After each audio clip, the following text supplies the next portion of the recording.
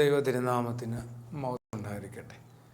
യേശുമശിഹായുടെ ഈ സാന്ത്വന കൂടാരത്തിലേക്ക് ആദരവോടുകൂടി സ്നേഹവന്ദനം. ഒരു പുതിയ അധ്യയന വർഷവും കൂടി ആരംഭിച്ചു. മഴയ്ക്കൊപ്പം സ്കൂളുകൾ തുറക്കുകയും വിദ്യാർത്ഥിനികളൊക്കെ പുതിയ ക്ലാസ് മുറികളിലേക്ക് കുറേ കൂടി ഉത്സാഹത്തോടും താല്പര്യത്തോടും കൂടി കടന്നു ചെല്ലുകയും ചെയ്യുന്നു. സ്കൂളൊക്കെ തുറക്കാനായിട്ട് നോക്കിയിരുന്നത് പോലെ പതിവ് വർഷത്തെ പോലെ തന്നെ മഴയും കടന്നു വരുന്നു. കുറേയധികം അസൗകര്യങ്ങൾ, ജീവിത ചെലവിൽ ഉണ്ടാവുന്ന ഏറെ വ്യതിയാനങ്ങൾ, സാധാരണ കുടുംബം ഏറെ ബുദ്ധിമുട്ടുന്ന ഒരു സന്ദർഭവും കൂടിയാണ്. അതുകൊണ്ട് തന്നെ വിദ്യാർത്ഥികളുമായി ബന്ധപ്പെട്ട് ചില വിചാരങ്ങൾ യേശുവുമായി കൃത്യമായി ബന്ധപ്പെടുത്തി ചിന്തിച്ച് ഓർമ്മപ്പെടുത്തി പോകാമെന്ന് കരുതുകയാണ്. അധ്യാപകർക്കും മാതാപിതാക്കൾക്കും വിദ്യാർത്ഥികൾക്കും ഒക്കെ കുറേ കൂടി ഒരു ദിശാബോധം യേശുവുമായി ബന്ധപ്പെട്ട് ഈ ഒരു ശുശ്രൂഷയുടെ വഴികളിൽ ലഭിച്ചാൽ എന്തുമാത്രം ഫലസമൃദ്ധിയുള്ളതായിട്ട് കാര്യങ്ങൾ മാറും. തീർച്ചയായിട്ടും യേശു എന്തൊരു അനുഭാവം പുലർത്തിയിരുന്നു കുഞ്ഞുങ്ങളുമായി ബന്ധപ്പെട്ട്. അതുകൊണ്ട് തന്നെ ഒരു അധ്യയന വർഷത്തെക്കുറിച്ച് വിചാരിക്കുമ്പോൾ കുഞ്ഞുങ്ങളെ കുറേ കൂടി ഗൗരവത്തിലും സ്നേഹത്തിലും ആദരവോടും അനുഭാവത്തോടും കൂടി എടുക്കുവാനും അവരെ ചേർത്ത് പിടിക്കുവാനുമായിട്ട് മുതിർന്നവരായ എല്ലാവർക്കും സാധിക്കേണ്ടതാണ്. മുതിർന്നവരെന്നൊക്കെ പറയുമ്പോൾ അധ്യാപകരെയോ മാതാപിതാക്കളെയോ മാത്രം ഉദ്ദേശിച്ചല്ല. ഭൂമിയിലുള്ള എല്ലാ മനുഷ്യരും ചെറിയ കുഞ്ഞുങ്ങളെ കുറേ കൂടി ഗൗരവത്തിലെടുക്കേണ്ടതാണ്. കാരണം അവരിലുള്ളിൽ എന്തുമാത്രം സാധ്യതകളുണ്ട് എന്നോ അവർ നാളെ അടുത്ത തലമുറയിൽ അവരാരായിട്ട് രൂപാന്തരപ്പെടുമെന്നോ വലിയ നിശ്ചയമൊന്നും നമുക്കാർക്കുമില്ല. മറിച്ച് ഈ ലോകത്തെയും സമൂഹത്തെയും ഒക്കെ ഏറ്റവും നന്നായിട്ട് നയിക്കേണ്ട ആളുകളാകാനായിട്ട് ചില സാധ്യതകളുള്ള ആളുകളാണ്. അതുകൊണ്ട് തന്നെ അതിനെ ഒന്ന് പരിപോഷിപ്പിക്കുവാനും പ്രകാശിപ്പിക്കുവാനും വേണ്ട പ്രചോദനം കൊടുക്കുവാനും ഒക്കെ ആയിട്ട് ഒരു വലിയ വിളി, ഉത്തരവാദിത്വമൊക്കെ മുതിർന്നെന്ന് കരുതുന്ന ഓരോരുത്തരുടെ മീതയുമുണ്ട്. യേശു ഭൂമിക്ക് കൈമാറിയ സുവിശേഷത്തിനകത്ത് കുഞ്ഞുങ്ങളെയൊക്കെ കുറേ കൂടി ഗൗരവത്തിലും ആദരവിലും സ്നേഹത്തിലും എടുക്കാനായിട്ട് ഓർമ്മപ്പെടുത്തുന്നുണ്ട്. കുഞ്ഞുങ്ങളുമായി ബന്ധപ്പെട്ട് യേശുവിൻ്റെ ആദ്യത്തെ ഒരു ഓർമ്മപ്പെടുത്തൽ തന്നെ അവരെ തടയരുതെന്നാണ്. അങ്ങനെ ഒരു ഭാഗമുണ്ടല്ലോ, പൈതങ്ങളെ എൻ്റെ അടുക്കൽ വരുവാനായിട്ട് വിടുവിൻ, അവരെ നിങ്ങൾ തടയരുത്. സ്വർഗരാജ്യത്തിലേക്ക് ഇതുപോലെ ആകുന്നവർക്കൊക്കെയാണ് പ്രവേശിക്കാൻ പറ്റുക എന്നുകൂടി പറയാനായിട്ട് മുതിർന്നവരുടെ സമൂഹത്തിൽ അവരുടെ മധ്യേ നിന്നുകൊണ്ട് പറയാനായിട്ട് യേശു ധൈര്യം കാണിച്ചു. കുഞ്ഞുങ്ങളൊക്കെ യേശുവിൻ്റെ അരികിലേക്ക് ഓടി വരുമ്പോൾ വലിയ വലിയ ആളുകൾ അതിലും വലിയ ഗൗരവമുള്ള കാര്യങ്ങൾ ചോദിക്കുകയും പറയുകയും നേടുകയും ചെയ്യുന്നതിനിടയ്ക്ക് ഈ കുഞ്ഞുങ്ങൾ എന്തിനാണ് കുസൃതികളുമായിട്ട് കടന്നു വരുന്നത്? അവർക്ക് പറ്റിയൊരു പ്ലാറ്റ്ഫോമേ അല്ല എന്നൊരു ധാരണ അക്കാലത്തും ഉണ്ടായിരുന്നു. യേശു ആരെയാണ് പതിയെ ശാസിക്കാനായിട്ടോ തിരുത്താനായിട്ടോ ഒക്കെ ശ്രമിക്കുന്നത്? ശിഷ്യന്മാരെയാണെന്ന് തിരുവചനം വായിക്കുമ്പോൾ നമുക്ക് മനസ്സിലാവുന്നുണ്ട്. യേശു തൻ്റെ പ്രിയപ്പെട്ട ശിഷ്യന്മാരോടാണ് പറഞ്ഞത്, കുഞ്ഞുങ്ങളെ തടയരുത്, അവരെ എൻ്റെ അടുക്കൽ വരുവാനായിട്ട് വിടുവിൻ. ഒരുപക്ഷെ നിങ്ങൾ ചോദിക്കുകയും നിങ്ങൾ ആഗ്രഹിക്കുകയും ചെയ്യുന്ന കാര്യങ്ങളൊന്നും തന്നെ ചോദിക്കുവാൻ ആഗ്രഹിക്കാനുള്ള അറിവോ അതിനുള്ള ബലമോ അതിനുള്ള പ്രകാശമോ ഒന്നും ഉള്ളവരായിരിക്കുകയില്ല ഒരുപക്ഷെ. എന്നാലും അവരെ തടയാൻ പാടില്ല. കുഞ്ഞുങ്ങളുമായി ബന്ധപ്പെട്ട് യേശു പുലർത്തുന്ന ഈ അനുഭാവത്തെക്കുറിച്ച് പോർച്ചുഗീസ് എഴുത്തുകാരനായ നോബൽ സമ്മാന ജേതാവും കൂടിയായ ഷൂസെ സരമാഗുവിൻ്റെ ഒരു പുസ്തകമുണ്ട്, gospel according to Jesus Christ, യേശു ക്രിസ്തുവിൻ്റെ സുവിശേഷം എന്ന പേരിൽ. അതിനകത്തൊരു ചെറിയ പരാമർശമുണ്ട്. കുഞ്ഞുങ്ങളോടെന്നും യേശുവിനൊരു അനുഭാവം ഉണ്ടായിരുന്നു. ആ അനുഭാവം പുലർത്തിയതിൻ്റെ ഒരു കാരണം തൻ്റെ പിറവിയുമായി ബന്ധപ്പെട്ട് കുറേയധികം കുഞ്ഞുങ്ങൾ കൊല്ലപ്പെട്ടു എന്നുള്ള ഒരു വിചാരം യേശുവിനെ എപ്പോഴും ഇങ്ങനെ അലട്ടിയിരുന്നു. അതുകൊണ്ട് തന്നെ കുഞ്ഞുങ്ങളെ നഷ്ടപ്പെട്ട മാതാപിതാക്കളോടുമൊക്കെ യേശു കുറേയും കൂടി ഒരു കരുണയും അനുഭാവവും അനുകമ്പയൊക്കെ പുലർത്തിയിരുന്നു. എന്തായാലും കുഞ്ഞുങ്ങളുമായി ബന്ധപ്പെട്ട ഒരു വിചാരത്തിലേക്ക് നമ്മൾ സ്നേഹത്തോടെ പ്രവേശിക്കുമ്പോൾ അവരെ തടയാതിരിക്കാനായിട്ട് പൊതുവെ ഒരു കുഞ്ഞിനെ എടുത്തു കഴിഞ്ഞാൽ അവ ഏറ്റവും കൂടുതൽ കേൾക്കുന്നത് അരുതെന്നുള്ള ഒരു ശാസനയുടെ വാക്കാണ്. അരുത്. എന്ത് ചെയ്യാനും എന്ത് തുടങ്ങാനും എന്ത് ചോദിക്കുവാനും ശ്രമിക്കുമ്പോൾ അരുതെന്നുള്ള ഒരു ബുദ്ധിമുട്ടിപ്പിക്കുന്ന ഒരു സാഹചര്യം അവരുടെ മുമ്പിലേക്ക് എടുത്തു വെക്കുന്നുണ്ട് മുതിർന്നവരെല്ലാവരും. കുറേയും കൂടി അവരെ ഒന്ന് സഹിക്കുവാനും വഹിക്കുവാനും അവരുമായിട്ടൊന്ന് സമ്മതിക്കുവാനും ഒക്കെ ആയിട്ട് സാധിക്കേണ്ടതാണ്. തടയാതിരിക്കാനായിട്ട് ശ്രദ്ധിക്കുക വിദ്യാർത്ഥിനികളെ. അവരെ കുറേയും കൂടി ഒരു സ്വാതന്ത്ര്യത്തിൻ്റെ ലോകത്തിലേക്കൊക്കെ ഒന്ന് പ്രവേശിപ്പിക്കുന്നത് നല്ലതാണ്. പ്രൊഫസർ എസ് ശിവദാസ് എന്ന് പറയുന്ന കോട്ടയത്തുള്ള എനിക്ക് തോന്നുന്നത് ഒരു മുതിർന്ന അധ്യാപകനും ഒരു നല്ല ഗുരുവും കുറേയധികം പുസ്തകങ്ങൾ ഈ കുഞ്ഞുങ്ങളുമൊക്കെയായിട്ട് ബന്ധപ്പെട്ട് എഴുതിയിട്ടുണ്ട്. നിങ്ങളുടെ മക്കളെ മിടുക്കന്മാരും മിടുക്കികളുമാക്കാമെന്നൊക്കെ പറഞ്ഞ് ഏതൊരു മാതാപിതാക്കളെയും ആകർഷിക്കുന്ന തലക്കെട്ടോട് നല്ല കണ്ടൻറ്റുള്ള കുറേയധികം പുസ്തകങ്ങൾ എഴുതിയ ഫേമസ് കോളേജ് റിട്ടയറായ നല്ല പ്രൊഫസറാണ് ശിവദാസ്.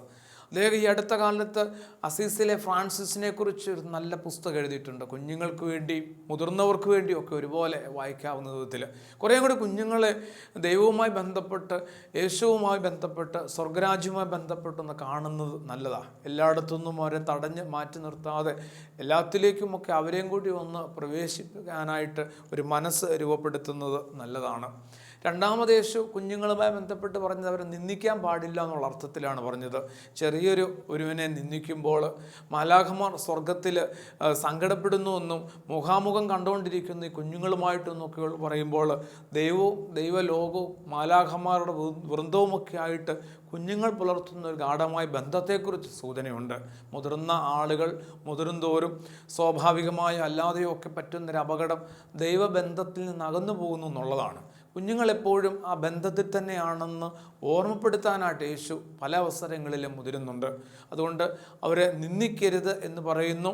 അത് അവരുടെ കാവൽ മാലാഖമാർ അറിയുന്നുണ്ടെന്നുള്ള ഒരു ഓർമ്മപ്പെടുത്തലുണ്ട്. ഒപ്പം അവർ സ്വർഗവുമായിട്ടും ദൈവവുമായിട്ടും നിരന്തരം സമ്പർക്കം പുലർത്തിക്കൊണ്ടിരിക്കുന്ന ആളുകൾ. അതുകൊണ്ട് തന്നെ അവരെ ഒന്ന് ആദരിക്കുകയും സ്നേഹിക്കുകയും ചെയ്യുക എന്ന് പറയുന്നത്, ചെറിയൊരുവനെ കുറെ കൂടി ഒന്ന് കരുതുക എന്ന് പറയുന്നത് ദൈവത്തെക്കുറിച്ചുള്ള ഒരു ഓർമ്മ ഒരുവനിലുണ്ടെന്നുള്ള ഒരു ബോധ്യപ്പെടുത്തൽ കൂടിയാണ്. അങ്ങനെ ദൈവ വഴികളിലൂടെ സഞ്ചരിക്കുന്ന മുതിർന്നവരായ എല്ലാവരും, പ്രത്യേകിച്ച് മാതാപിതാക്കൾ, അധ്യാപകർ, തങ്ങളുടെ കയ്യിലേക്ക് കിട്ടിയിരിക്കുന്ന വലിയൊരു നിധിയാണെന്ന് തിരിച്ചറിയാനായിട്ട് കുഞ്ഞുങ്ങളെ കിട്ടാതെ ഇപ്പോഴും സങ്കടത്തിൽ പ്രാർത്ഥിക്കുന്ന മാതാപിതാക്കളുടെ നിലവിളി കേൾക്കണമെന്ന് നിർബന്ധമൊന്നുമില്ലല്ലോ.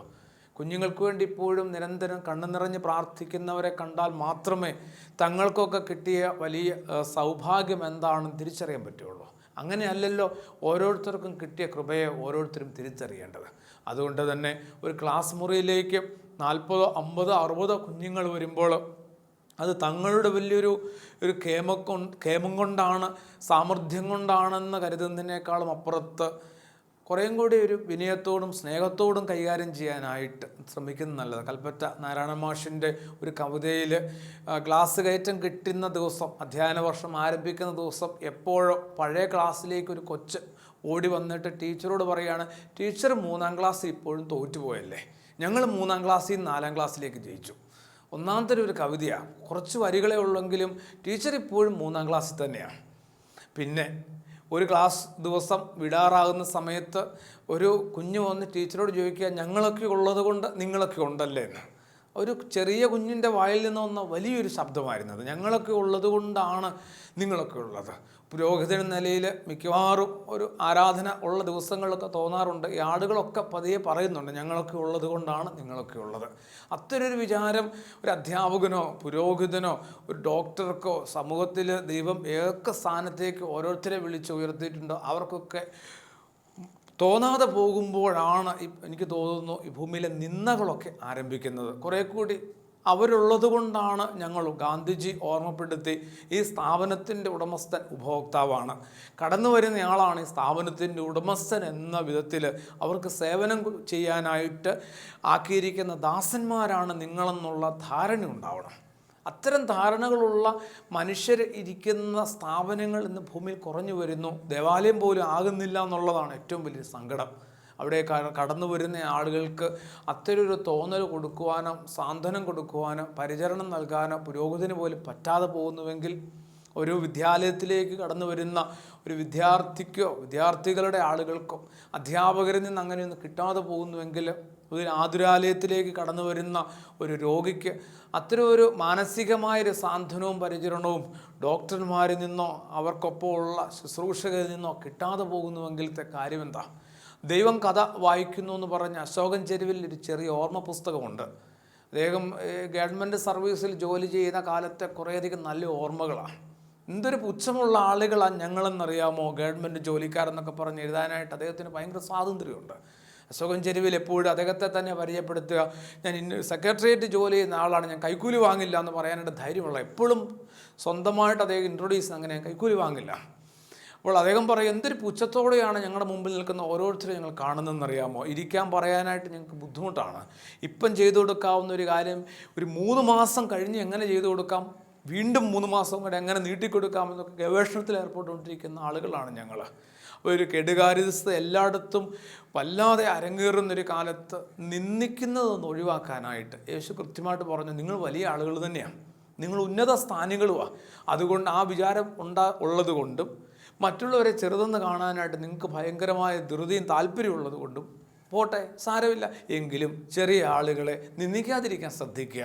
അപ്പോൾ കുഞ്ഞുങ്ങളുമായി ബന്ധപ്പെട്ട് നമുക്ക് പ്രത്യേകമായി ഓർമ്മപ്പെടുത്താനുള്ളത്, അവരെ തടയാതെ നിന്ദിക്കാതെ ഇരിക്കാനായിട്ട് ഒന്ന് ശ്രദ്ധിക്കുക. ഒരു വീടിനകത്തെ എല്ലാ കാര്യങ്ങളിലും അവരെയും കൂടെ ഒന്ന് ഉൾപ്പെടുത്താനായിട്ട്, മുതിർന്നു വരുംതോറും അവരെയും കൂടി ഒന്ന് ഉൾപ്പെടുത്താനായിട്ട്. വീടിനകത്തെ സന്തോഷം മാത്രമല്ല, ദാരിദ്ര്യവും സങ്കടവും പരിക്കുകളും അപകടങ്ങളിലൊക്കെ അവരെയും കൂടി ഒന്ന് ഭാഗമാക്കാനായിട്ടുള്ള ഒരു ശ്രമം മാതാപിതാക്കളുടെ ഭാഗത്ത് ഉണ്ടാവണം. ഒപ്പം ക്ലാസ് മുറി കിട്ടുന്ന കുഞ്ഞുങ്ങളെ അവരുടെ സാധ്യതകളെ കൂടി എല്ലാ വിഷയങ്ങൾക്കും ഒരു A+ എന്നതിനേക്കാളും അപ്പുറത്ത് അവരുടെ ഉള്ളിൽ ദൈവം കൊടുത്ത സർവ്വസാധ്യതകളെ ഒന്ന് കണ്ടെത്താനും ഏതെങ്കിലുമൊക്കെ മേഖലകളിലേക്ക് അവരെ തിരിച്ചു വിടുന്നത് വഴി അവർ രക്ഷപ്പെടാനായിട്ട്, അവരിലൂടെ ഒരു സമൂഹം കുറേ കൂടി പ്രകാശത്തിലേക്ക് വരാനായിട്ടൊക്കെയുള്ള സാധ്യതയുണ്ട്. കാണാതെ അറിയാതെ പോകരുത്. ഒരു വീട്ടിൽ ഒരു കൊച്ചന് 5-6 വയസ്സേ ഉള്ളൂ. ഒരു ദിവസം ഒരു വൈദികൻ ആ വീട്ടിലേക്ക് കയറി ചെല്ലുമ്പോൾ അവിടെ ഒരു സംഘർഷം നടന്ന സമയമായിരുന്നു. അപ്പം പറയായിരുന്നു അച്ഛനോട്, അച്ഛാ ഇത് കണ്ടോ, ഇതാണ് അവൻ്റെ പരിപാടികൾ. പിന്നെ വിക്സിനെ ടിന്നൊക്കെ തുറന്ന് അത് അവിടെ ഇവിടെയൊക്കെ തേച്ചിട്ടിരിക്കുന്നു, അമൃതാഞ്ജൻ, ആക്സ് എന്ന് വേണ്ട അത്യാവശ്യം ചെറിയ ചെറിയ സാധനങ്ങൾ, കൂട്ടക്സിൻ്റെ 5-8 കുപ്പികൾ തുറന്ന് അവിടെ നേരത്തെ ഇട്ടിരിക്കുന്നു. 2-3 പൗഡർ എടുത്ത് എന്തുമാത്രം ശക്തമായിട്ട് ഞെക്കി പൗഡറൊക്കെ പുറത്ത് ചാടിക്കാമോ അതെല്ലാം കൂടെ കൂട്ടിക്കുഴച്ചിട്ടിരിക്കുന്നു. ഇതാണ് പരിപാടി. അച്ഛൻ ചോദിച്ചു, എന്നിട്ട് എന്തായി ബാക്കി? കൊടുത്ത് ഞാൻ 2-3 എണ്ണം. ഇത്രയും പറഞ്ഞിട്ട് അപ്പം പതിയെ കരയാൻ തുടങ്ങി. അപ്പോൾ അച്ഛൻ വിചാരിച്ചു കൊച്ചിനെ തല്ലിയതിൻ്റെ സങ്കടമാണ്. അപ്പോൾ അച്ഛൻ എന്തായാലും പറഞ്ഞു, സാരമില്ല, എല്ലായിടത്തും ഇങ്ങനെയൊക്കെ തന്നെയാണ്, ദേഷ്യം വന്നാൽ പിന്നെ നമുക്ക് തല്ലുക എന്ന് മാത്രമേ ഉള്ളൂ, സാരമില്ല. അപ്പോഴാണ് അപ്പം പറയുന്ന, അച്ഛാ തല്ലിയതിനെ ഓർത്തല്ല ഞാനിപ്പം കരയുക, ഇത് കുറച്ച് നേരം മുമ്പ് നടന്ന സംഭവമാണ്. തല്ലലും കഴിഞ്ഞ് ഞാൻ ഇവിടെ കുറച്ച് നേരം സങ്കടപ്പെട്ട് തല്ലിയതിനെ ഓർത്ത് സങ്കടപ്പെട്ടിരിക്കുമ്പോൾ അവനെ ജോ എന്നാണ് വിളിക്കുക. അവൻ എൻ്റെ അടുത്ത് വന്നിട്ട് പറഞ്ഞു, ജോ വാവയല്ലേ അപ്പാന്ന് ചോദിച്ചു. ആദ്യം ഞാനിത് കേട്ടില്ല. ഞാൻ എന്നാന്ന് ചോദിച്ചു, അവനോട് എങ്ങനെയെങ്കിലും ഒന്ന് കൂട്ടുകൂടാനായിട്ട്, അവനെ എങ്ങനെയെങ്കിലും എൻ്റെ ഭാഗത്തേക്ക് കൊണ്ടുവരാനായിട്ട് എന്ത് മാർഗം വേണമെന്ന് ആലോചിച്ചൊരിക്കൽ അവൻ തന്നെ എൻ്റെ അടുത്തേക്ക് വന്ന് മിണ്ടി തുടങ്ങിയപ്പോൾ വളരെ സന്തോഷത്തോടെ ചോദിച്ചു, എന്താ പറഞ്ഞു? ജോ ഒരു വാവയല്ലേ. എന്നിട്ട് അവൻ ഈ സാധനങ്ങളിലേക്കെല്ലാം നോക്കി, അവൻ നിരത്തി ഫിറ്റ് ചെയ്ത് വെച്ചിരിക്കുന്ന സാധനങ്ങളിലേക്ക് നോക്കിയപ്പോൾ ഞാൻ തകർന്നു പോയി. അവനൊരു വാവയാണെന്ന് അവൻ തന്നെ എന്നെ ഓർമ്മപ്പെടുത്തേണ്ടി വരുന്നു ചില സന്ദർഭങ്ങളിലൊക്കെ. ആ അച്ഛനീര് കുറിപ്പാട്ട് എഴുതുമ്പോൾ വായിക്കുന്ന ഓരോരുത്തർക്കും തോന്നും കുഞ്ഞുങ്ങളുടെ കുസൃതികളെ പ്രോത്സാഹിപ്പിക്കണമെന്നുള്ള അർത്ഥത്തിലല്ല. കുഞ്ഞുങ്ങളാണെന്ന് എപ്പോഴും നമ്മളൊന്ന് മറന്നു പോകുന്നുണ്ട്. ഒരു സെക്കൻഡ് നേരമെങ്കിലും ഒരു കുഞ്ഞുങ്ങളാണെന്ന് മറന്നുപോയി. എൻ്റെ വിവേകവും എൻ്റെ അറിവും എൻ്റെ ബോധവും ഒക്കെ ആ കുഞ്ഞുങ്ങളുടെ മീതെ ഞാൻ ചാർത്തുന്നുണ്ട്. എന്തുകൊണ്ട് അവൻ ഇങ്ങനെ ചെയ്തുകൂടാ? ഇത് വിക്സ് ആണെന്ന് തലവേദന വരുമ്പോൾ തൂക്കേണ്ട ഒരു മെഡിസിൻ ആണെന്ന് അവൻ അറിഞ്ഞുകൂടെ? ഇതിങ്ങനെ തോണ്ടി വിദ്യ തേച്ച് വെക്കാനുള്ളതല്ലെന്ന് അവൻ അറിയാൻ പാടില്ലേ? അതവൻ അറിയാൻ പാടില്ല എന്ന് തിരിച്ചറിയാനായിട്ട് അതവൻ അറിഞ്ഞു വരണേ കുറേ കാലമെടുക്കുമെന്ന് മനസ്സിലാക്കണ്ടേ. കുറേ കൂടി അനുഭാവത്തോടുകൂടി കുഞ്ഞുങ്ങളെ ഒന്ന് കരുതണമെന്ന് ഓർമ്മപ്പെടുത്തുന്നു. ഒപ്പം കുഞ്ഞുങ്ങളിലേക്കെന്ന് വന്നാലോ, തങ്ങൾ കിട്ടിയ ഭാഗ്യത്തെക്കുറിച്ച് എന്ത് ധാരണയുണ്ട് അവർക്ക്? ഒരു വീട്, അപ്പൻ, അമ്മ, സഹോദരങ്ങൾ, ഒരു അധ്യയന വർഷമൊക്കെ തുറക്കുമ്പം എന്തുമാത്രം പുതിയ കാര്യങ്ങൾ അവരിലേക്ക് എത്തുന്നുണ്ടെന്നറിയാം. എന്നിട്ട് ഈ കഴിഞ്ഞ വർഷം പോലെയല്ല, കുറച്ചും കൂടി ഒരു നല്ല വർഷമായിട്ട് ഈ അധ്യയന വർഷത്തെ ഒന്ന് മാറ്റണമെന്ന് കരുതുന്ന എത്ര വിദ്യാർത്ഥികളുണ്ട്? കഴിഞ്ഞൊരു വർഷക്കാലം കഴിഞ്ഞു, 1 മാസക്കാലത്തെയോ 2 മാസക്കാലത്തെയോ ഒരു അവധിയോ ഒക്കെ കഴിഞ്ഞ് ഞങ്ങൾ വീണ്ടും സ്കൂളിലേക്ക് വരുമ്പോൾ ഒരു വർഷക്കാലം കഴിഞ്ഞുപോയ വർഷക്കാലത്തെ വീഴ്ചകൾ, പാളിച്ചകൾ എന്തൊക്കെയാണെന്ന് നോക്കാനായിട്ടുള്ള ശ്രമമൊക്കെ വേണ്ടേ? അങ്ങനെ വിദ്യാർത്ഥികൾ തങ്ങൾക്ക് കിട്ടിയ സൗഭാഗ്യങ്ങളൊന്ന് തിരിച്ചറിയേണ്ടത് ആവശ്യമാണ്. ഇന്ത്യ രാജ്യത്തെയോ കേരള സംസ്ഥാനത്തെയൊക്കെ എടുത്താൽ നല്ല ഇടങ്ങളിലൊക്കെ പഠിക്കാനായിട്ട് പറ്റുന്ന കുഞ്ഞുങ്ങൾ ഭാഗ്യമുള്ളവരല്ലേ. ഒരർത്ഥത്തിൽ പറഞ്ഞാൽ അതിൽ പറ്റാത്ത എന്തുമാത്രം ആളുകളുണ്ട്, പഠിക്കാനേ പറ്റാത്ത ഉദ്ദേശിക്കുന്ന ഓരോ വിഭാഗങ്ങളിലൊക്കെ എത്തിപ്പെട്ട് പഠിക്കാനൊന്നും പറ്റാതെ പോകുന്ന ആളുകളുണ്ട്. സാമ്പത്തികത്തിൻ്റെ കുറവും, അപ്പനമ്മമാരുടെ അറിവില്ലായ്മയുടെ കുറവും, സ്വാധീനക്കുറവും, സാഹചര്യക്കുറവും കൊണ്ടൊക്കെ യാത്ര ചെയ്യാൻ പോലും, പുറത്തേക്ക് അധികം യാത്ര ചെയ്യാൻ പോലും പറ്റാത്ത ചില തുരുത്തുകളിൽ ജീവിക്കുന്ന മനുഷ്യർക്ക് വിദ്യാഭ്യാസവും ഉന്നത വിദ്യാഭ്യാസവും അത്ര എളുപ്പമല്ല. അപ്പോൾ പറഞ്ഞു വരുന്നത്, കുഞ്ഞുങ്ങളൊന്ന് തിരിച്ചറിയണം, അവർക്ക് വേണ്ടി ഒരു വീട് വല്ലാതെ വേകുന്നുണ്ട്. വീടിനകത്ത് അവർക്ക് ആഹാരം ഉണ്ടാക്കാൻ വേണ്ടി മാത്രമല്ല, അവരുടെ മുഴുവൻ കാര്യത്തിന് വേണ്ടി വീട്ടിലുള്ള മുതിർന്നവരൊക്കെ നന്നായിട്ടൊന്ന് വേകുന്നുണ്ട്. ആ വേകുന്നതിൻ്റെ ചൂടും വേദനയും ചൂരുമൊക്കെ ഒന്ന് കുഞ്ഞുങ്ങളൊന്ന് തിരിച്ചറിയേണ്ടത് ആവശ്യമാണ്. അവരുടെ ആവശ്യങ്ങളെയൊക്കെ അവരില്ലാതാക്കണമെന്നോ ഞെരുക്കി കളയണമെന്നോ അല്ല, അവരുടെ പരിമിതികൾക്കുള്ളിലൊന്ന് അവരൊന്ന് പരിമിതപ്പെടുത്താനായിട്ട്.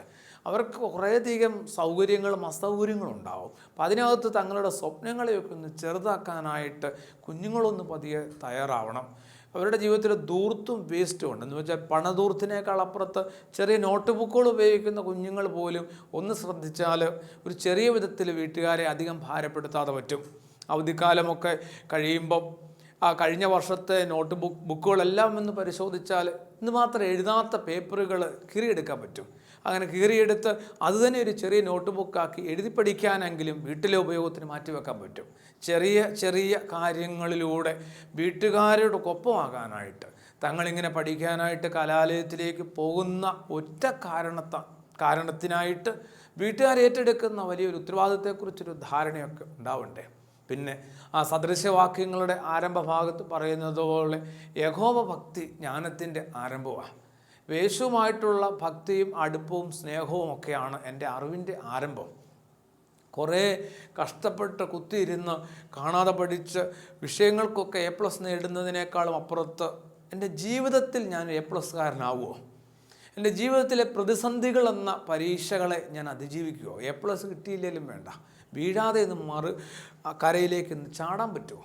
അപ്പോൾ പലപ്പോഴും നമ്മുടെ മക്കൾക്കൊക്കെ സംഭവിക്കുന്നത്, വിഷയങ്ങൾക്കൊക്കെ A+ കിട്ടുമ്പോഴും അവരുടെ ജീവിതത്തിൽ അവർക്കൊരു A+ കിട്ടാനോ കണ്ടെത്താനോ കഴിയാതെ പോകുന്നു എന്നുള്ള. അപ്പോൾ യേശുവുമായിട്ടുള്ള ഒരു ആത്മബന്ധം രൂപപ്പെടുത്തി വേണം ചെറിയ ക്ലാസ്സിൽ പഠിക്കുന്ന ആളുകൾ മുതൽ മുതിർന്നവർ വരെ. മുതിർന്നവരെന്ന് 12ാം ക്ലാസ് വിദ്യാഭ്യാസമൊക്കെ കഴിഞ്ഞ് പലരുടെയും ജീവിതത്തിൽ ഏറ്റവും വലിയ ഒരു നിഗൂഢമായ ഉള്ളിലുള്ളൊരു സന്തോഷം എന്താണെന്നറിയോ? ഇനി രക്ഷപ്പെട്ടു. ഇവരുടെയൊക്കെ ഒരു നോട്ടത്തിൽ നിന്നും ശിക്ഷണത്തിൽ നിന്നും ഈ കഠിനമായ ജയിലിൽ നിന്നൊക്കെ ഞാൻ കുറച്ച് ദൂരേക്ക് പോവുക, ഞാൻ കാണിച്ചു കൊടുക്കാമെന്ന് പറയുക. അവനവൻ്റെ ജീവിതം വെച്ചുകൊണ്ട് നടത്തുന്ന ഏറ്റവും വലിയ ആത്മഹത്യാപരമായ ഒരു പ്രകടനമാണത്. ജീവിതം വെച്ചുകൊണ്ട് ഒരു 3 വർഷത്തേനോ 4 വർഷത്തേനോ ഉള്ള ഒരു കോഴ്സിന് ഭീമമായ തുക ചെലവാക്കി ഈ മാതാപിതാക്കൾ ദൂരസ്ഥലത്തേക്ക് മക്കളെ അയക്കുമ്പോൾ തോന്നിയതുപോലെ ജീവിക്കാനായിട്ട് കിട്ടുന്നൊരു സ്വാതന്ത്ര്യമായിട്ട് അതിനെ കാണുക. എനിക്ക് തോന്നുന്നു പൊതുവേ എടുത്തു നോക്കിയാൽ ഒരു സങ്കടം തോന്നുന്നത്, ഒരു ആദരവോ വിനയമോ ഇല്ലാത്ത ഒരു ശരീരഭാഷ തന്നെ ഇക്കാലത്ത് കുട്ടികൾ രൂപപ്പെടുത്തുന്നുണ്ട്. ആരോടും ഒരു വിധേയത്വമോ വിനയമോ സ്നേഹമോ ആദരവോ ഒന്നുമില്ല.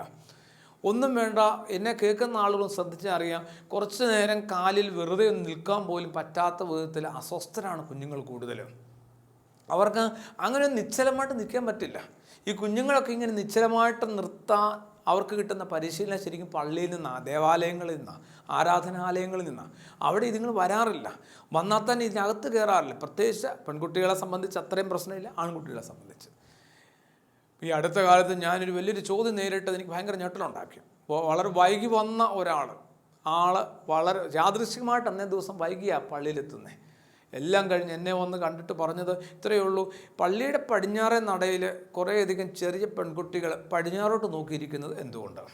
എനിക്ക് ആദ്യമൊന്നും മനസ്സിലായില്ല. പള്ളിയുടെ പടിഞ്ഞാറേ നടയിൽ പടിഞ്ഞാറോട്ട് നോക്കി കുറേ ചെറിയ പെൺകുട്ടികൾ, മുതിർന്നവരും മേലാത്തവരും ഒരു ഇരിപ്പിടം കിട്ടാഞ്ഞിട്ട് പോയിരിക്കുകയാണെങ്കിൽ ഒരു പ്രശ്നവുമില്ല, നമുക്ക് മനസ്സിലാക്കാൻ പറ്റും. അപ്പോൾ വൈകി വരിക, വൈകി വരുന്നതിന് ഉദ്ദേശം വെളിയിൽ എവിടെയെങ്കിലുമൊക്കെ കറ നിൽക്കുക, ആരാധന സംബന്ധിച്ചോ എന്ന് ചോദിച്ചാൽ പള്ളി വന്ന് ഹാജർ വെച്ചു എന്ന് പറഞ്ഞ് രക്ഷപ്പെടുക. അപ്പോൾ ജ്ഞാനത്തിൻ്റെ ആരംഭം ഒരു യേശു ബന്ധമാണ്. അധ്യയന വർഷമൊക്കെ ആരംഭിക്കുമ്പം അത് തൊട്ട് മുമ്പുള്ളൊരു ഞായറാഴ്ചയെങ്കിലും ഒന്ന് പള്ളിയിൽ പോകാനും വിശുദ്ധ കുർബാനയെ സംബന്ധിക്കുവാനും വിശുദ്ധ കുർബാനയെ ഒന്ന് അനുഭവിപ്പാനും ഒരു തലയ്ക്ക് പിടിച്ചൊരു പ്രാർത്ഥന നേടി ഒന്ന് പുതിയ അധ്യയന വർഷത്തേക്കൊക്കെ പ്രവേശിക്കാനായിട്ട് ഒരുങ്ങുന്ന എത്ര കുഞ്ഞുങ്ങളുണ്ട്. ഈ കുഞ്ഞുങ്ങളെ നമുക്ക് വിടാം.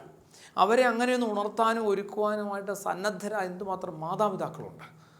ഒന്ന് പ്രാർത്ഥിച്ച് എല്ലാ ദിവസവും 1 മിനിറ്റ് നേരത്തെ പ്രാർത്ഥന മതി. ദൈവമേ ഞാൻ പോവാണെന്ന് പറഞ്ഞ് പ്രാർത്ഥിച്ച് സ്കൂളിലേക്ക് വിടാനായിട്ട് ഉത്സാഹിക്കുന്ന എന്തുമാത്രം മാതാപിതാക്കളുണ്ട്. അങ്ങനെയൊന്ന് ചെയ്ത് വരണം നിങ്ങൾ വീട്ടിൽ നിന്ന് വരാനായിട്ടെന്ന് ഓർമ്മപ്പെടുത്തുന്ന അധ്യാപകരുണ്ട്. അവരുടെ സിലബസ് എന്നതിനേക്കാളും അപ്പുറത്തുള്ള അവരുടെ ജീവിതത്തിന് പോലും ഒരു വെട്ടവും വെളിച്ചവും കൊടുക്കാനായിട്ട് ഉത്തരവാദിത്തം ഏറ്റെടുത്തവരാണ് ഈ അധ്യാപകരും മാതാപിതാക്കളും ഒക്കെ. അവർക്ക് ആവശ്യത്തിന് ഭക്ഷണം കൊടുക്കുന്നു, ആവശ്യത്തിന് സൗകര്യങ്ങൾ ഒരുക്കി കൊടുക്കുന്നു എന്നതിനേക്കാളും അപ്പുറത്ത് ഇനിയും ഈ കിട്ടിയ ഉത്തരവാദിത്വം എന്തുമാത്രം സത്യസന്ധതയിൽ നമ്മൾ ചെയ്യുന്നുണ്ടെന്നുള്ളതാണ് ഏറ്റവും ശ്രദ്ധിക്കേണ്ട ഒരു കാര്യം. ആ താലന്തിൻ്റെ ഉപമയൊക്കെ വെറുതെ നോർത്താൽ മതി. ശുദ്ധമുള്ള മത്തായി ശ്ലീഹായുടെ സുവിശേഷം 25-ാം അധ്യായം അതിൻ്റെ 14 മുതൽ യേശു പറയുന്ന ഉപമ ഈ ഒരു സന്ദർഭത്തിൽ നമുക്ക് വിദ്യാർത്ഥികളുമായിട്ട് ബന്ധപ്പെട്ടൊന്ന് വായിക്കാവുന്നതാണ്. എല്ലാവർക്കും യജമാനൻ എന്തോ കൊടുത്തിട്ടാണ് പോയിരിക്കുന്നത്. നമ്മൾ ഭൂമിയിലേക്ക് ഓരോരുത്തർക്കും ജീവനും ജീവിതവും തരുമ്പം അവൻ എന്തൊക്കെയോ നമ്മളെ ഏൽപ്പിക്കുന്നുണ്ട്. സാധ്യതകളാണത്. ആ സാധ്യതകളെ നമ്മൾ എന്തുമാത്രം വിനിമയം ചെയ്യുന്നുണ്ട്, വ്യാപരിപ്പിക്കുന്നുണ്ട്, വർദ്ധിപ്പിക്കുന്നുണ്ട്, മറ്റുള്ളവർക്ക് ഉപകാരപ്രദമാക്കി മാറ്റുന്നുണ്ടെന്നുള്ളതാണ്. അപ്പോൾ അത് നമ്മളുടെ ജീവിതത്തിൽ വലിയൊരു ചോദ്യചിഹ്നമായിട്ട് മാറും. ഒടുവിൽ ഏതൊരു സമയത്ത് യജമാനൻ തിരികെ വരികയും ഏൽപ്പിച്ചതൊക്കെ എന്ത് കാണിച്ചു, ഏൽപ്പിച്ചത് കൊണ്ട് നീ എന്ത് ചെയ്തു, എന്ത് നേടി എന്ന് ചോദിക്കുമ്പോൾ ഓരോരുത്തർ വന്നിട്ട് അങ്ങ് ഏൽപ്പിച്ചത് ഇത്രയുമായിരുന്നു, ഞാനത് വ്യാപാരം ചെയ്ത് വിനിമയം ചെയ്ത് ഇത്രത്തോളം ആക്കിയെന്ന് പറഞ്ഞ് നല്ലവനും വിശ്വസ്തനുമായ ഭൃത്യാന്നൊക്കെ ഒരു വിളി കേൾക്കുന്നുണ്ട്. നമ്മളാവട്ടെ ആ 3-ാമത്തെ ദാസനെ പോലെ മണ്ണി കുഴിച്ചിട്ട് ഒരു ഫലവും കിട്ടാതെ പോവുകയാണ്. പക്ഷേ എൻ്റെ ഒരു സങ്കടം, യേശു പറഞ്ഞ കഥ അക്കാലത്ത് യേശു പറയുമ്പോൾ അക്കാലത്ത് ഏറ്റവും മോശം മനുഷ്യർ പോലും ദൈവം കൊടുത്ത കൃപകളെ നശിപ്പിച്ച് കളഞ്ഞിരുന്നില്ല. അവരെവിടെയോ സൂക്ഷിച്ചു വെക്കുകയും തമ്പുരാൻ യജമാനൻ മടങ്ങി വന്ന് ചോദിച്ചപ്പോൾ തിരികെ കൊടുക്കാനുമെങ്കിലും അവർക്ക് തയ്യാറായി, അവർക്ക് സാധിച്ചു എന്നുള്ളതാണ്. യേശുവിൻ്റെ കാലത്ത് അത്രയേ ഉള്ളായിരുന്നു മോശപ്പെട്ട മനുഷ്യരെ ഇറങ്ങിപ്പോയ അവസാനത്തെ പടവ്. പക്ഷെ നമ്മളങ്ങനെയല്ല. തമ്പുരാൻ ഏൽപ്പിച്ച കൃപകളെ നമ്മൾ നശിപ്പിച്ചു, തിരികെ കൊടുക്കാൻ പോലും ആകാത്ത വിധത്തിൽ ദൈവം ഏൽപ്പിച്ച. ചിലർ പറയാറില്ലേ, ഒരു കാലത്ത് ഞാൻ വരച്ചിരുന്നു, ഒരു കാലത്ത് പാടിയിരുന്നു, ഒരു കാലത്ത് രോഗികളെയൊക്കെ പരിചരിച്ചിരുന്നു, പക്ഷെ പിന്നീട് മുതിർന്നു കഴിഞ്ഞപ്പോൾ നമുക്ക് ഇത്തരം ചില ഗുണങ്ങളുണ്ടായിരുന്നു എവിടെ പോയി? ചില മനുഷ്യരൊക്കെ വേണ്ടി നമ്മൾ എന്തുമാത്രം കാത്തു നിന്നാലും അല്ലെങ്കിൽ കാത്തു നിൽക്കാനൊരു മനസ്സുണ്ടായിരുന്നു. ഒരു ഉദാഹരണം പറഞ്ഞാൽ പെട്ടെന്ന് പിടികിട്ടും. ചിലപ്പോൾ കുറച്ചും കൂടെ പഴയ കാലത്താണ് വീടുകളിലൊക്കെ പ്രായമുള്ളവർ ആശുപത്രിയിലൊക്കെ ആകുന്ന സമയത്ത് ആ വീട്ടിലുള്ളവരെ ആയിരിക്കുകയായിരുന്നു ചിലപ്പോൾ ആശുപത്രി നിൽക്കാൻ അന്വേഷിക്കുക. ബന്ധത്തിൽപ്പെട്ട അവനെ കിട്ടുമെന്ന് ചോദിച്ച് അവളെ കിട്ടുമെന്ന് ചോദിച്ച്. എന്തുകൊണ്ടാണ്? വലിയൊരു സ്നേഹത്തോടും ക്ഷമയോടും ഒരു അർപ്പണത്തോടും കൂടിയൊക്കെ ആ ഒരു ആശുപത്രി രോഗിക്കൊപ്പം നിൽക്കുന്ന ഒരു ശുശ്രൂഷയുണ്ട്. അത് നിർവഹിക്കുമെന്ന് ബോധ്യമുള്ള ആരെയും അന്വേഷിക്കുക. അപ്പോൾ ചില മനുഷ്യർക്കൊക്കെ ഇത്തരം ചില ക്വാളിറ്റികളുണ്ട്. നമ്മൾ മുതിർന്നോറും ഇത്തരം കാര്യങ്ങളൊക്കെ മാലാഖമാർക്ക് തുല്യമായ ചിറകുകൾ ഓരോരുത്തർക്കും ഉണ്ടായിരുന്നു അത്രേ. നമ്മുടെ ഈ ഭൂമിയിലെ ജീവിതത്തിൻ്റെ മോശം കൊണ്ട് ചിറകുകളൊക്കെ ഇങ്ങനെ തേഞ്ഞ് തീർന്ന് പറക്കാനാവാത്ത വിധത്തിലായെന്നൊക്കെ പറയുന്ന ഒരു കഥയുണ്ട് ഖലീൽ ജിബ്രാൻ്റെ. അങ്ങനെ ചിറകുകളുടെ പാടുപോലും ഇല്ലാത്ത വിധത്തിൽ മാലാഖമാരായിരുന്നുവെന്ന് ഒന്ന് പറയാനുള്ള ഒന്നുമില്ലാത്ത വിധത്തിലേക്ക് നമ്മൾ എത്തുകയാണ്. അതുകൊണ്ട് കുഞ്ഞുങ്ങൾ ലഭിച്ച താലന്തിനെ നന്നായിട്ട് വിനിയോഗിക്കുക. പിന്നെ നമ്മൾ ഒന്നുകൂടെ ഒന്ന് വേഗം ചിന്തിച്ചാൽ കുറേ കൂടെ സത്യസന്ധത പുലർത്താൻ പറ്റുമോ വിദ്യാർത്ഥികൾക്ക്? ഉദാഹരണം പറഞ്ഞ് നോക്കിയെടുത്ത് പോലുള്ള കാര്യങ്ങൾ, വെറുതെ കള്ളം പറയാൻ വേണ്ടി കള്ളം പറയുക, നോക്കിയെടുത്ത് കുറേ ഹീനമായി കാണേണ്ട കാര്യം. അവനവൻ്റെ സാധ്യതകളെ നമ്മൾ വിനിയോഗിക്കാതെ നമ്മൾ കുതന്ത്രങ്ങളിലൂടെ കല്ലിനെ അപ്പമാക്കുന്ന കർമ്മമാണ്. അതുപോലെ തന്നെ കുഞ്ഞുങ്ങൾക്കൊക്കെ ഒരു സ്കൂൾ കലാലയങ്ങളിൽ സംഭവിക്കുന്ന കാര്യം പ്രണയത്തിൽ അകപ്പെടുക എന്നുള്ള. പ്രണയം ഒരിക്കലും ഒട്ടും മോശപ്പെട്ടൊരു കാര്യമല്ല, ഏറ്റവും സ്നേഹത്തിൻ്റെ ഒരു കാര്യമാണ് പ്രണയം. പക്ഷേ ഉത്തമഗീതത്തിനകത്ത് ചെറിയൊരു വരിയുണ്ട്, പ്രായമാകുന്നതിന് മുമ്പ് പ്രേമം ഉണരരുതേ. അപ്പോൾ അതിനൊരു പ്രായവും പക്വതയും കാലവും ഒക്കെ ഉണ്ടെന്ന് ഓർമ്മപ്പെടുത്തുന്നുണ്ട്. സഭാപ്രസംഗി വായിച്ചാൽ എല്ലാത്തിനും ഒരു കാലമുണ്ടെന്നും ഓർമ്മപ്പെടുത്തുന്നു. എല്ലാത്തിനും വിതയ്ക്കാനും നടാനും പറിക്കാനും കൂട്ടാനും ഒക്കെ ചിതറിച്ച് കളയാനും ഒക്കെ ഒരു കാലമുണ്ട്. അങ്ങനെയാവുമ്പോൾ നമ്മുടെ കോൺസെൻട്രേഷൻ, ഏകാഗ്രത, ഉത്തരവാദിത്വ ബോധം അതിനെയൊക്കെ വ്യതിചലിപ്പിക്കുന്ന ഒരു കാര്യങ്ങൾ ഏർപ്പെടാതിരിക്കും. പാപമെന്ന വാക്കിന് ഗ്രീക്കിലുള്ള ഹമാട്യ എന്നുള്ള വാക്ക് ശരിക്കും അതിൻ്റെ മലയാളാർത്ഥം പറഞ്ഞാൽ ലക്ഷ്യം തെറ്റുക എന്നുള്ളതാണ്. അങ്ങനെ ആകുമ്പോൾ നമ്മൾ ഓരോരുത്തരുടെയും ഭൂമി ജീവിതത്തിലെ ചെറിയ ചെറിയ ലക്ഷ്യം തെറ്റലുകൾ പോലും പാപമായിട്ട് മാറുന്നുണ്ട്. ഒരു വിദ്യാർത്ഥി എന്ന നിലയിൽ, അവരുടെ അധ്യാപകരെന്ന നിലയിൽ, ഈ കുഞ്ഞുങ്ങളുടെ അപ്പനും അമ്മയും എന്ന നിലയിൽ, അവരുടെ മുതിർന്നവർ ചേട്ടനും ചേച്ചി എന്ന നിലയിലൊക്കെ എല്ലാ ആളുകൾക്കും ഒരു അധ്യയന വർഷത്തിൻ്റെ ആരംഭത്തിൽ തങ്ങൾ ലക്ഷ്യങ്ങൾ തെറ്റാതിരിക്കാനായിട്ടൊന്ന് ശ്രദ്ധിക്കുക. ഒപ്പം ഓരോരുത്തരെയും ദൈവം അതുപോലെ വിശ്വസിച്ചും സ്നേഹിച്ചും ഏൽപ്പിച്ച ഉത്തരവാദിത്തങ്ങളെ നല്ല പ്രാർത്ഥനയോടും ധ്യാനത്തോടും കൂടി നിർവഹിക്കുക. ഒപ്പം കുഞ്ഞുങ്ങളെ കുറേ കൂടി അനുഭാവത്തോടെ അവരുടെ പക്ഷത്തു നിന്ന് കാണാനായിട്ടും കൂടി അവരെ തടയുകയോ നിന്ദിക്കുകയോ ചെയ്യാതിരിക്കാനായിട്ട് യേശുവിൻ്റെ ഓർമ്മപ്പെടുത്തൽ ശ്രദ്ധിക്കുക. ഒപ്പം ഓരോരുത്തർക്ക് താലന്തുകളൊക്കെ അവൻ കൊടുത്തപ്പോഴും അളവിൽ എവിടെയൊക്കെയോ കുറച്ച് വ്യത്യാസങ്ങൾ വരുത്തിയിട്ടുണ്ട്. 5ഉം 4ഉം 3ഉം 2ഉം 1ഉം ഒക്കെ ആയിട്ട് മാറുന്നുണ്ട്. അതുകൊണ്ട് എല്ലാവരിൽ നിന്നും എല്ലാ നേരത്തും എല്ലായ്പ്പോഴും നമ്മൾ പൂർണ്ണത പ്രതീക്ഷിക്കാതിരിക്കുക, നിർബന്ധിക്കാതിരിക്കുക. അങ്ങനെയാകുമ്പോൾ ഈ ഒരു അധ്യയന വർഷം അതിൻ്റെ ആരംഭം മുതൽ കുറേ കൂടി ദൈവഭക്തിയിൽ, ധ്യാനത്തിൽ, കുറച്ച് മൗനത്തിൽ ഒക്കെ നമുക്ക് ഈ ഒരു വിജ്ഞാനകാലം കുറേയും കൂടി ഭംഗിയായിട്ട് പൂർത്തീകരിക്കാനായിട്ട് ഓരോരുത്തർക്കും ദൈവം ഭാഗ്യാവസരം തരട്ടെ എന്ന് പ്രാർത്ഥിച്ചുകൊണ്ട് പുതിയ അധ്യയന വർഷത്തിലേക്ക് പ്രാർത്ഥനയോടെ പ്രവേശിക്കുന്ന എല്ലാവർക്കും എല്ലാവിധമായ ആശംസകളും നേർന്നുകൊണ്ട് നിർത്തുന്നു. ദൈവം അനുഗ്രഹിക്കട്ടെ.